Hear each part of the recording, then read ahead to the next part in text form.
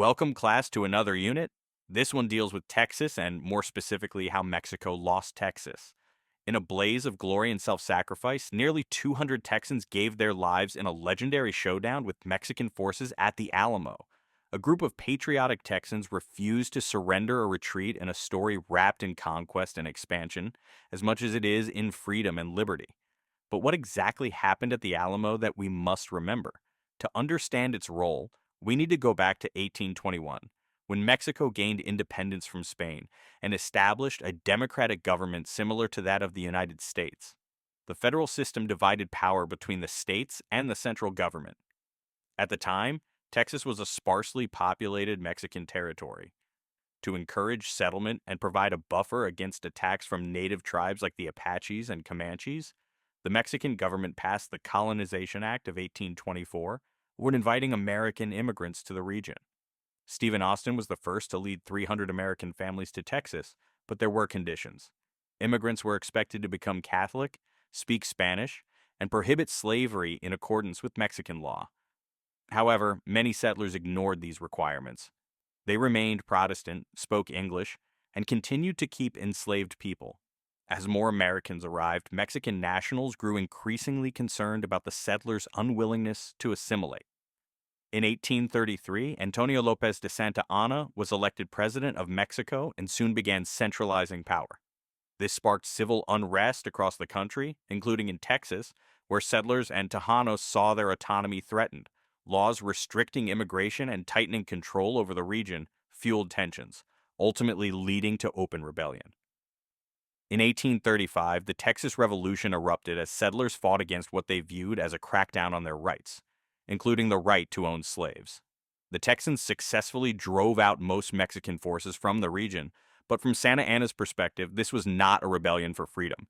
It was an invasion by Americans seeking to seize Mexican land. In response, he began assembling thousands of troops to reclaim the territory. The Alamo, originally a Spanish mission, had been repurposed into a military fort. As Mexican forces prepared for a counterattack, around 100 Texans were stationed there, desperate for reinforcements and supplies. Sam Houston sent James Bowie with about 30 volunteers, instructing him to destroy the fort and retreat if it couldn't be defended. However, Bowie and his co-commander, Lieutenant Colonel William Travis, refused to abandon their position. Instead, they sent out letters pleading for reinforcements. In the end, roughly 187 men defended the Alamo, most of them American immigrants, along with a few Tejanos and notable figures like Davy Crockett. When Santa Anna's forces arrived, they raised a blood-red flag, signaling no mercy for those who resisted. In response, Travis fired the Alamo's largest cannon. The siege began, lasting 12 days. According to legend, Travis drew a line in the sand on the final night and asked those willing to die for Texas to step forward. All but one reportedly crossed. When the attack came, the Texans fought fiercely, holding off 2 assaults before being overwhelmed. The final battle turned into brutal hand-to-hand combat, but the defenders were ultimately slaughtered. Santa Anna spared only the women, children, and enslaved people, hoping his ruthless example would end the rebellion. Instead, it had the opposite effect. During the siege, Texas leaders met in Washington on the Brazos and declared independence from Mexico. News of the massacre at the Alamo fueled the revolution. Weeks later, Sam Houston led Texan forces to victory at the Battle of San Jacinto, rallying his troops with the cry, "Remember the Alamo." In just 18 minutes, they defeated the Mexican army and captured Santa Anna, forcing him to sign a treaty recognizing Texas's independence.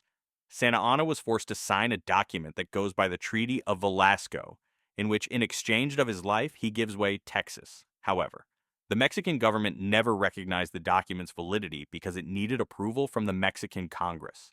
Texas's request for U.S. annexation was initially rejected. President Andrew Jackson, facing strong northern opposition to adding another slave state, chose to delay the decision. As a result, Texas remained an independent republic for nearly a decade before finally joining the United States. That's all for now. Thanks for tuning in. Catch us in our next episode.